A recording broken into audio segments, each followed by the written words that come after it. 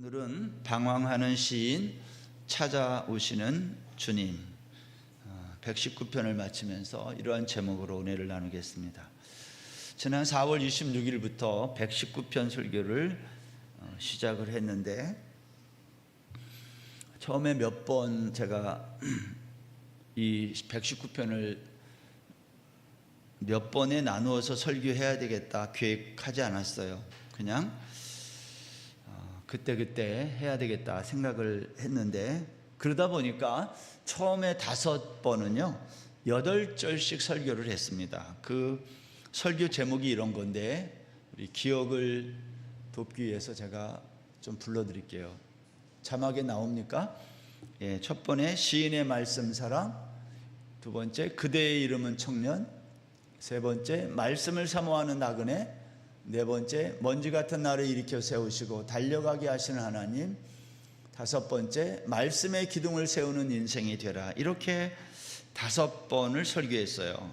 그리고 그 다음 주부터는 16절씩 7번 설교했습니다. 밤중에 부르는 나그네의 노래, 삶의 고난 앞에서 하나님의 분깃 은혜를 붙잡으라, 연기 속 가죽 부대 같은 나를 살리신 하나님, 고난의 쓴맛을 이기는 달고 오묘한 말씀, 내 발 앞을 밝히는 말씀의 등불, 시인의 눈물, 말씀만 가지고 살 수 있을까? 그리고 지난주에 여전한 고난, 여전한 평안, 그리고 오늘 방황하는 시인 찾아오시는 주님, 이렇게 총 14번에 걸쳐서 119편 말씀을 나누게 되었습니다. 여러분, 지난 한 주간도 반복되는 여전한 고난 속에 여전한 평안이 있으셨나요? 우리 옆에 있는 분 보고 한번 얘기해 봅시다. 여전히 고난이신가요? 아니면 여전히 평안이십니까요? 옆에 얼굴 보면 인사하면서 한번 해볼까요?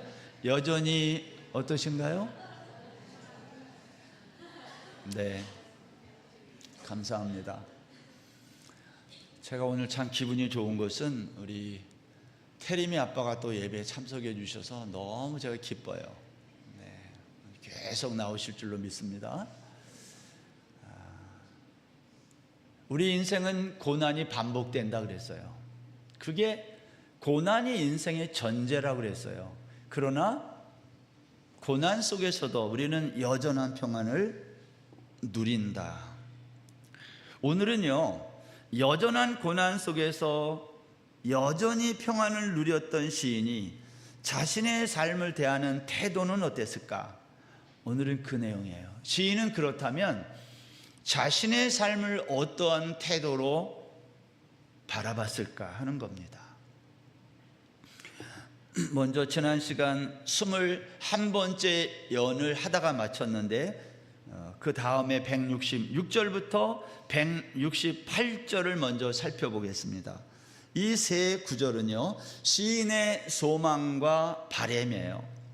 시인이 고난 중에서도 소망하고 바란 것이 있는데 그게 뭘까요? 그것은 주의 구원이었어요. 166절입니다. 내가 주의 구원을 바라며 주의 계명들을 행하였나이다. 구원이 뭘까요? 구원은 사망에서 건짐을 받는 것인데 우리 인생에게 이것보다 중요한 게 없어요. 이게 소리가 조금 울리는데요. 그리고 시인은 그 구원의 근거를 약속의 말씀에 두었어요. 이것은 시인이 말씀을 그토록 사랑한 이유였다는 거예요. 여러분, 시인이 왜 말씀을 그렇게 사랑했을까요? 구원 때문에. 사망에서 건짐을 받는 것보다 중요한 게 없는데 시인은 그 구원의 근거를 어디에서 찾았냐면 약속의 말씀에서 찾았다. 여러분, 우리 주변에 구원에 대한 확신이 없다고 하는 분들이 가끔 있어요. 나는 구원 받았는지 그러한 확신이 없는 분들이 있는데 제가 그분들을 관찰해 보니까 그분들의 신앙생활에 한 가지 특징이 있는데 구원의 확신이 없는 분들은요 이런 거예요. 신앙생활을 자기 열심으로만 해요.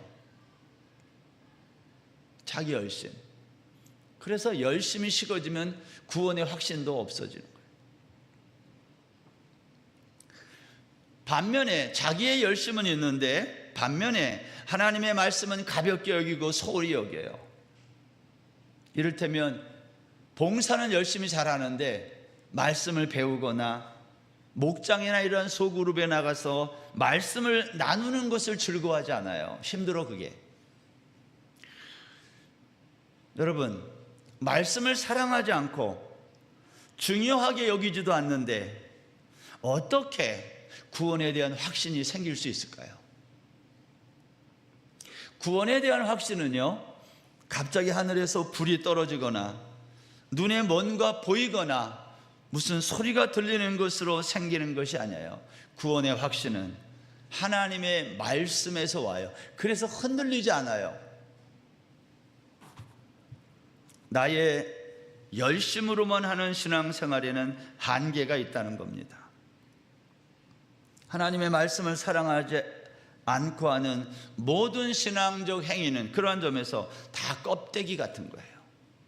예를 들면 여러분, 이 땅에서 몸 건강하고 자식이 잘 되고 내가 하는 일이 순조롭게 되는 것만을 위해 신앙생활을 한다면 그것은 신앙생활이 아니라 종교적 행위를 하는 거예요. 이거는 예수 안 믿어도 다 하는 거거든요. 성경이 말하는 신앙생활은 그런 것이 아니고요, 여전한 고난 속에서도 평안을 누릴 줄 아는 거예요. 이런 것은 세상에서는 맛볼 수 없는 거예요. 시인이 고난 속에서도 하나님 말씀을 사랑하고 지키고 탈취물을 얻은 것처럼 즐거워하고, 지난 시간에 했던 겁니다. 하루 7번씩 찬양한 이유가 무엇인가요? 그것은 몸이 건강하고 자녀들이 잘 되고 자신이 하는 일이 형통해서가 아니라 하나님의 구원을 확신했기 때문이에요. 그걸 바라봤기 때문이에요. 여러분, 구원의 확신이 없으면 신앙생활을 어떻게 하냐면 자기의 열심으로 해요. 그러니까 신앙생활이 자기 컨디션에 따라 왔다 갔다 해요. 그건 종교생활하는 거예요. 신앙생활의 근거가 나의 열심이 아니라 하나님의 말씀이 근거가 되는 그러한 신앙생활을 우리 모두가 할 수 있기를 주의 이름으로 축원합니다. 이제 오늘은 마지막 알파벳 22번째 글자 타부를 가지고 시인이 쓴 8개의 문장, 22번째 연입니다. 여러분 중에 혹시 시편 119편을 읽고 묵상하면서 혹시 이런 질문을 해보신 분이 있으신지 모르겠어요. 시인은 도대체 무슨 생각을 갖고 이렇게 긴 시를 썼을까? 마지막 22번째 알파벳 타부를 가지고 시작하는 이 마지막 연을 시작하면서 시인은 무슨 생각을 했을까? 아마 내가 마지막을 멋지게 장식해야 되겠다, 그러한 마음이 들지는 않았을까? 저도 오늘 사실은 마지막 119편 설교라 이거를 좀 멋지게 하고 싶은데 될려는지 모르겠어요. 마지막 22번째 연의 시작과 마지막을 어떻게 내가 쓸까 고민했을지 몰라요. 사실 저는 119편을 읽을 때 그러한 기대감을 속으로 좀 가지고 읽었어요. 1절부터 쭉 오는데 무슨 통쾌하고 뭐 이런 게 없어요. 그냥 그 말이 그 말 같고 계속 반복해요. 그래서 비슷한 말씀을 어떻게 성도님들에게 잘 알아듣도록 전할까, 저는 그걸 씨름했는데 마지막에 오면서 마지막은 그렇지 않을 거야, 아마 멋지게 뭔가 있지 않을까? 그러한 생각을 저는 좀 했어요. 그런데 막상 마지막 22번째 연, 오늘 본문을 읽고 나서는 저는 좀 실망했어요. 도대체 이게 뭘까? 169절 한번 보세요. 여호와여, 나의 부르짖음이 주의 앞에 이르게 하시고 주의 말씀대로 나를 깨닫게 하소서. 이 마지막 연입니다. 이렇게 시작해서 176절 끝날 때 이른 양같이 내가 방황하오니 주의 종을 찾으소서. 내가 주의 계명들을 잊지 아니함이니이다. 저는 마지막이 22번째 연의 시작과 마지막을 보고 잠깐 생각을 멈췄어요. 이 시인은 아무리 봐도 알파벳 22글자 가지고 이렇게 긴 시를 쓸 정도면 이 시인은 문학적인 소양이 뛰어난 시인으로 보이는데, 그러한 자신의 장기를 잘 살려서 마지막을 멋지게 좀 마무리하면 어땠을까? 근데 시인은 그렇게 하지 않았어요. 어떻게 보면 이제까지 쓴 시의 내용과 별 다름이 없고요, 반복이고, 그리고 마지막 절 176절은 도대체 무슨 말을 하려고 하는 것인지, 도대체 어떻게 하라는 것인지 모르겠어요. 시인은 무엇을 말하고 싶어서 이런 말을 마지막에 썼을까? 그걸 생각했어요. 동시에 그러면 나는 이 마지막 이 부분을 어떻게 설교해야 될까? 이게 저의 고민이었어요. 여러분들은 별로 고민 안 했죠? 오늘도 또 지난주랑 비슷한 말씀 할 건데, 근데 저는 굉장히 고민이 됐어요. 13번까지는 그렇게 했는데 마지막은 그래도 멋지게, 야, 이런 거였어 이게? 그러한 생각이 들었으면 좋겠다는 거예요. 근데 읽어봤는데 그런 게 없어요. 나는 어떻게 설교해야 될까 생각했습니다. 오늘은 그러한 마음으로 이 마지막 연을 보면 좋겠어요. 여러분, 이 마지막 22번째 연은요, 탄원으로 시작해요. 탄원은 간절히 원하는 것을 탄원이라 그래요. 169절, 170절 보십시오. 여호와여, 나의 부르짖음이 주의 앞에 이르게 하시고 주의 말씀대로 나를 깨닫게 하소서. 나의 간구가 주의 앞에 이르게 하시고 주의 말씀대로 나를 건지소서. 하나님에 대한 탄식과 탄원의 마음이 남아있는 거예요. 탄식과 탄원이라는 그것은 주의 말씀에 대한 탄원이에요. 이런 거예요. 나는 여전히 주의 말씀에 대한 깨달음이 필요합니다, 주님. 나에게 주의 말씀에 대한 깨달음이 멈추지 않게 해주세요. 그런 말이에요. 그러나 사실 이런 탄원은요, 지금까지 시인의 일관된 기도였어요. 그렇다면 도대체 시인은 무엇을 더 깨닫고 무엇을 더 알고 싶었던 것일까요? 그것은 주의 말씀에 감춰진, 율법에 감춰진 예수 그리스도를 알고 싶었고 더 깨닫고 싶었다는 겁니다. 나에게 주의 말씀에 기록된 예수 그리스도를 깨닫게 해주시고 그로 인해 나를 어디로 이르게 해달라는 거예요?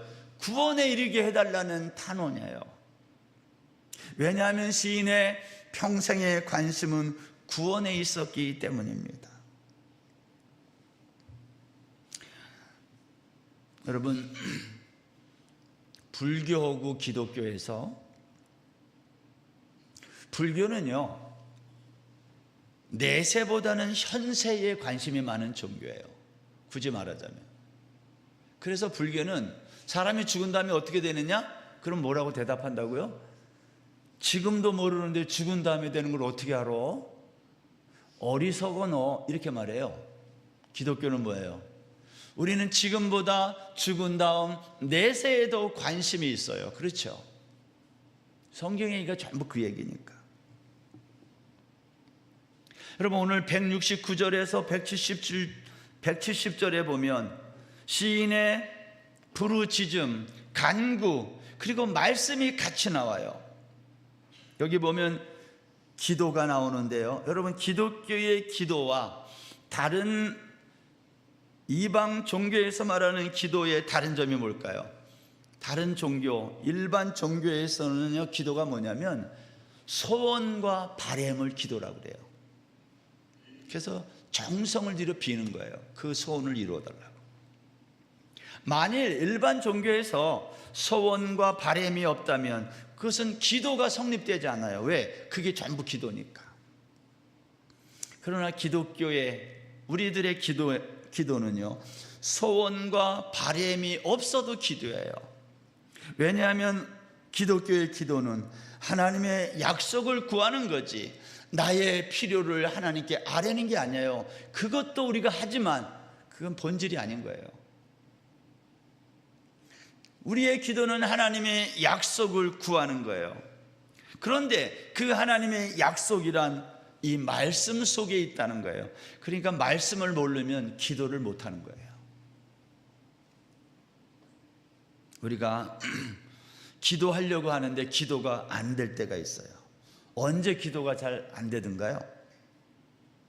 여러분, 내 인생이 아무 문제가 없고 하는 일이 잘 되면 기도가 잘 안 돼요. 할 게 없어요. 잘 되고 있는데 뭐라고 기도를 해요? 다 잘 되는데. 그러나 그것은 엄밀히 말하면 기도가 아닌 거예요. 성경이 말하는 기도는 하나님의 약속을 구하는 것이기 때문에. 그렇다면 성경이 말하는 기도가 잘 안 될 때는 언제일까요? 하나님의 약속을 구해야 되는데 그 기도가 잘 안 돼. 어떨 때예요? 약속의 말씀이 없을 때예요.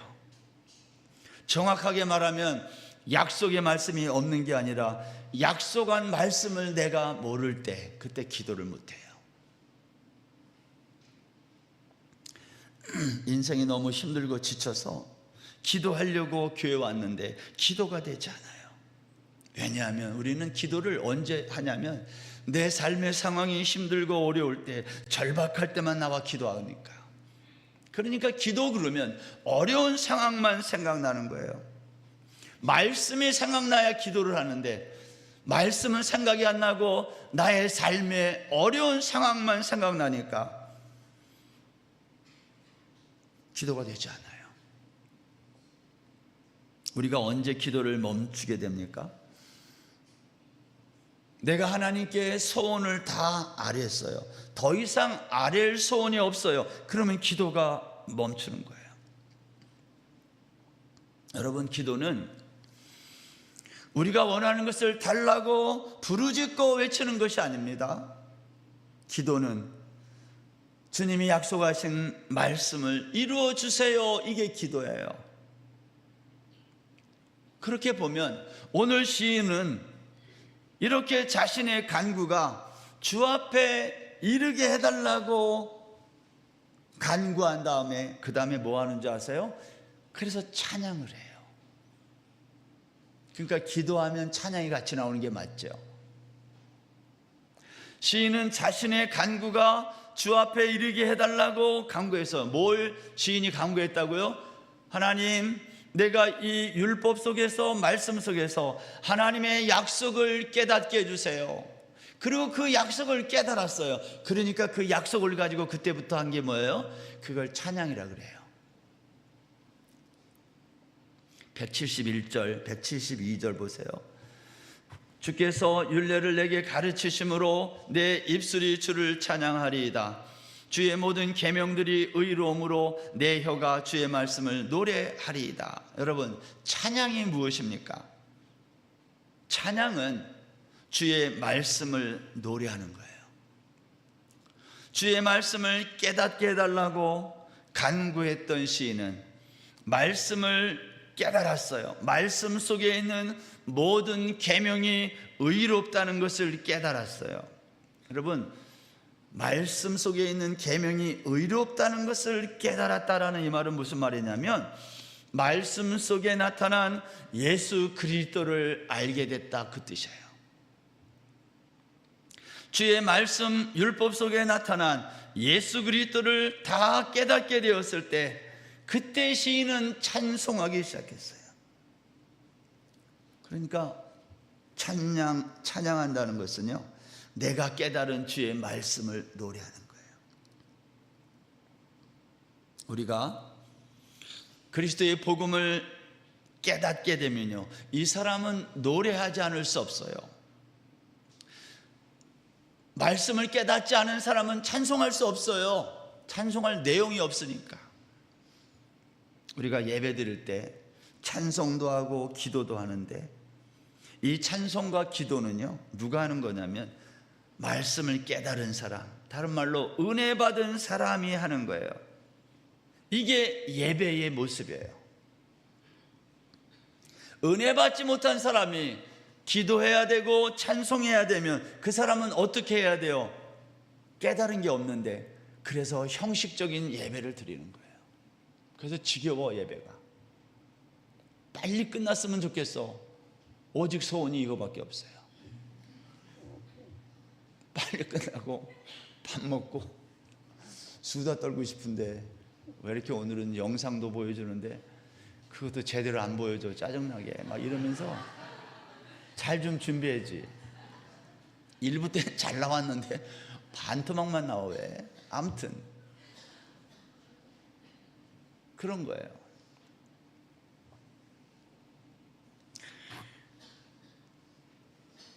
은혜 받지 못한 사람이 예배를 드리면 그 예배는 형식적인 예배가 되는 거예요.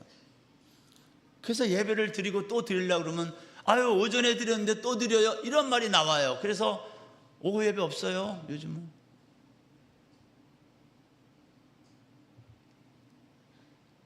그 똑같은 예배를 왜 또 드리냐는 거예요. 은혜를 못 받으면 예배가 형식이 돼요.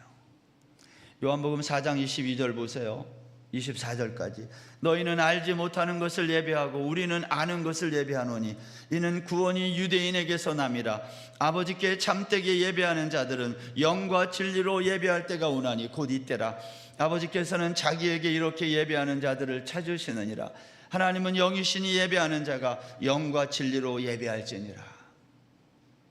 예수님이 사마리아의 수가성을 지나가다가 거기에 있는 야곱의 우물에서 만난 사마리아 여인에게 하신 말씀, 너희는 알지 못하는 것을 예배하지만 우리는 아는 것을 예배한다. 이 말은 너희는 율법을 읽지만 그 안에서 예수 그리스도를 발견하지 못하고 예배하기 때문에 너희들의 예배는 영과 진리로 드리는 예배가 아니라는 거예요. 하나님의 말씀은 성령으로만 깨달아지기 때문에 성령으로 말미암아 주의 말씀에서 예수 그리스도를 발견하고 깨달은 자만이 진정한 예배자인 거예요. 목사라 그래도 말씀에서 예수 그리스도를 깨닫는 게 없으면 그 사람은 예배를 드릴 수 없어요. 오늘 본문에서 시인은 기도와 말씀 중에 예수 그리스도의 의로우심을 깨닫고 자신이 받은 구원을 입술로 노래하는데 그것을 찬양이라고 그랬어요. 그러니까 찬양은요, 노래를 잘하는 사람들이 모여서 부르는 게 아니라 하나님의 구원을 말씀 속에서 깨달은 사람들이 감격하여 부르는 걸 찬양이라고 그래요. 그러니까 할렐루야 찬양대 지원들을 좀 많이 해요. 그렇다고 해서 찬양을 부르는데 그래도 할렐루야인데 박자, 음정, 리듬 이거 다 무시하고 그렇게 부르라는 말도 아니에요. 우리 교회처럼 해요. 너무 잘했어요. 오늘도 매주마다 은혜 받아요. 찬양 때문에. 찬양을 부를 때 박자, 음정, 리듬을 다 맞춰서 부르면서 더 중요한 게 뭐냐면 내가 깨달은 구원의 간증을 거기에 실으라 이 말이에요. 박자, 음정, 리듬에 내가 받은 구원의 감격을 거기에 올리라 이 말이에요. 다윗 시대의 찬양대는 레위 지파가 담당했던 거룩한 직분이었어요. 우리 교회도 할렐루야만 있지 않아요? 요즘에 일부 예배 시온 찬양대가 찬양을 얼마나 은혜스럽게 하는지 몰라요. 숫자도 늘어났어요.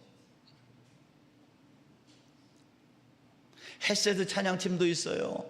수요 찬양팀도 있고 중고등부 J팀도 찬양팀이 있어요. 제가 교회에서 찬양하는 분들에게 드리고 싶은 말씀, 찬양대원은 할 수만 있으면 기도하면서 하고 말씀을 사모하면서 이 직분을 감당해야, 그러면 신앙이 얼마나 성장하는지 알 수 없어요.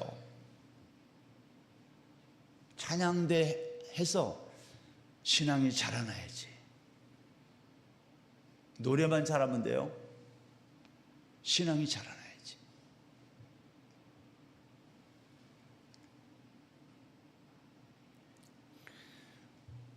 기도하고 말씀을 사모하는 중에 깨달은 말씀으로, 찬양으로 주님께 올려드리는 거룩한 우리 할렐루야 찬양대 되기를 바랍니다. 이제 119편의 결론입니다. 173절부터 176절입니다. 제가 서두에서 말씀을 드렸지만 시인은 왜 마지막을 이렇게 애매하게 마치고 있을까 하는 거예요. 정말 짜증나요. 멋있게 할렐루야 아멘 이렇게 마쳤으면 좋겠는데 그렇지 않아요.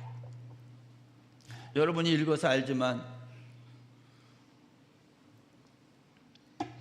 마지막 구절이 마음에 안 들어요. 여러분도 그렇습니까? 그러나 사실 시인의 이 마지막 176절, 이른 양같이 내가 방황하오니, 왜 잘 쓰다가 마지막에 방황하는 얘기를 여기 써요? 이 마지막 176절은요 어떻게 보면 시인의 정직한 고백이에요. 이것은 애매한 구절이 아니라 우리 그리스도인의 정직한 현실을 잘 보여주고 있는 거예요. 보세요. 173절에서 시인은 자신이 주의 법들을 택했으니 주의 손이 항상 자신의 도움이 되기를 구했어요. 174절에서는 나는 주의 구원을 사모하고 주의 율법을 즐거워한다는 겁니다. 그런데 175절에서는 내 영혼을 살려달라는 거예요. 그러면 내가 찬송하겠다는 겁니다. 그러니 내가 그렇게 할 수 있도록 주의 규례들이 나를 돕게 해달라는 거예요. 그리고 여러분 마지막 176절에서 이렇게 말했어요. 자신을 방황하는 잃은 양 같다고 했어요. 주님, 나는 길 잃은 양처럼 방황하고 있으니 나를 찾아와 주세요. 내가 주의 계명을 잊지 않고 있습니다 라고 탄원하고 있는 거예요. 여러분 시편 119편의 마지막 네 구절에는요 시인의 탄원과 찬양이 섞여 있어요. 한마디로 말하면 이건 이런 거예요. 갈피를 잡을 수 없어요. 뭐가 시인의 진짜 모습인지 알 수 없다는 거예요. 그래서 이게 뭘까 하는 생각이 드는 거예요. 여러분 시인은 왜 이렇게 이 시를 마치고 있을까요? 가만히 생각해 보면 이 시의 마지막 176절 이 마지막 부분의 이 모습은 다름 아닌 저와 여러분들의 모습인 거예요. 우리 그리스도인들의 진정한 모습이 이런 모습이에요. 여러분 그리스도인의 모습에는 두 가지가 같이 있어요. 하나는 예수를 잘 믿는 모습. 그래서 늘 입에서 할렐루야 찬송이 떠나지 않아요. 그래서 하루 종일 찬양 틀어놓고 늘 그 찬양에 힘을 얻는, 그리고 기도하는, 그러한 찬송하고 할렐루야 외치는 그러한 모습이 하나 있고요. 또 하나는 그러는 중에도 탄식하고 괴로워하는 일들이 같이 있어요. 이 두 가지가 늘 같이 있는 거예요. 이게 그리스도인의 모습이에요. 나는 예수 믿었더니 괴롭고 슬픈 일은 다 사라지고 늘 할렐루야 찬송만 해. 그 거짓말이에요. 그럴 수 없어요. 그러한 것도 있지만 그러한 것 속에 동시에 늘 탄식이 있고 괴로움이 같이 있어요. 시인은 그 두 가지를 뭐라고 표현했냐면 176절에서 자신을 길 잃고 방황하는 양이라고 한 거예요. 여러분 양은 길을 잃으면 스스로 찾아오지 못해요. 목자가 나가서 찾아오기 전에 양은 스스로의 힘으로 찾아오지 못하는 연약한 짐승이에요. 여러분, 시인은 자신을 길 잃은 양처럼 생각했어요. 자신을 대단한 존재로 생각하지 않았어요. 이렇게 176절이나 되는 긴 시를 쓴, 문학적인 소양도 있고 신앙심도 있는 그러한 대단한 존재로 생각하지 않고 나는 길 잃은 양입니다. 성경에서 길 잃은 양이 자주 등장하는 것은 그것이 양의 본성이기 때문이에요. 우리 인생은요, 시간만 나면 길을 잃어버려요. 저와 여러분은 신앙생활을 시간만 나면 못하고 다른 데로 간다 이 말이에요.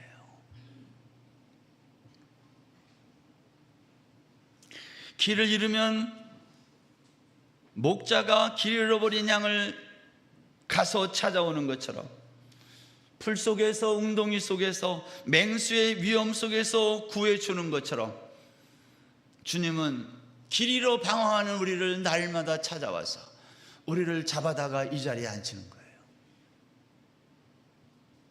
여기 온 것은 우리 스스로가 발걸음으로 온 게 아니라니까요. 선한 목자 되신 주님이 우리를 붙잡아다가, 일로 올 줄을 모르니까 하나님이 우리를 잡아다가 여기다 놔요. 여러 가지 이유로. 저는 태국 한인교회 담임 목사로 이렇게 세워놔가지고 빠질 수 없게 만들어 놓고, 어느 사람은 장로로 만들어 놓고 대표 기도하고 안내하게 하니까 못 빠지고, 어느 사람은 찬양대 지휘자로 세워줘가지고 못 빠져요. 그거 없으면 방황하니까. 어느 사람은 주일학교 교사로, 어느 사람은 방송실에서.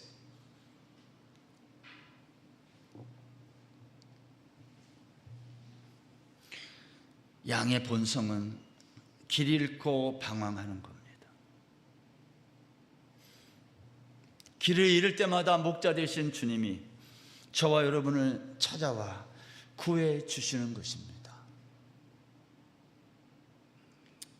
우리 인생의 신앙의 여정을 보면요, 보통 10대와 청년, 20대, 10대, 20대의 은혜 받으면 불같은 열심으로 신앙생활을 잘 하다가 취직도 하고 결혼도 하고 애도 생기고 그러면 신앙생활을 청년 때처럼 열심히 못해요. 가정도 돌봐야 되고 돈도 벌어야 되고, 가정이 경건하고 신앙적이면 좋은데 그게 쉽지 않아요. 일터가 경건하면 좋은데 그렇지 않아요. 어떤 사람들은 가정 안에서 길 잃은 양이 돼요. 자기가 가정에서 어떤 위치에 있는지를 알 수 없어요. 어떤 사람은, 좀 더 심한 사람들은 집 바깥으로 나가서 방황해요. 그러니까 세상에는 두 종류의 사람밖에 없어요. 집 안에서 방황하고 바깥에서 방황하고. 혹시 우리 중에 그런 분 없으십니까? 주일날 예배당에 나오긴 했지만 억지로 나올 수도 있어요.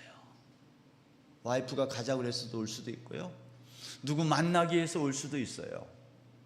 다 괜찮아요. 근데 예배드리는 시간이 마치 내가 이렇게 시간을 낭비해야 되는가, 내가 한 시간에 얼마짜리인데, 그런 거 계산하면서 앉아 있을 수 있어요. 이 시간에 나가서 내가 다른 일을 하면 더 좋을 건데.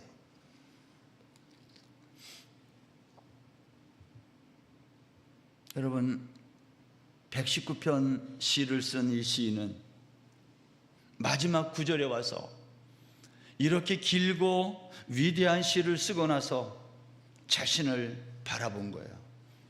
그리고 이렇게 고백한 거예요. 나는 길 잃고 방황하는 양이구나. 저는 이 시인이 너무 마음에 들고 정직하다고 생각해요. 사랑하는 여러분, 성도는 자주 길 잃은 양이 되어 방황합니다. 그러나 그것 때문에 두려워할 필요는 없어요. 왜냐하면 목자 되시는 주님이 그런 우리를 찾아와 구해 주시기 때문입니다. 시인은 부단히 주의 말씀을 붙잡으려고 했다 그랬어요. 그러나 길 잃은 양처럼 방황했다는 거예요. 동시에 여러분, 말씀을 택하지도 않고 사모하지도 않고 들여다보지도 않는데 어떻게 방황 없이 살 수 있을까요? 우리는 자주 길 잃고 방황하며 교회와 세상 사이에서 갈등합니다. 그런데 기억하십시오. 이 모습이 정상적인 그리스도인의 모습이에요.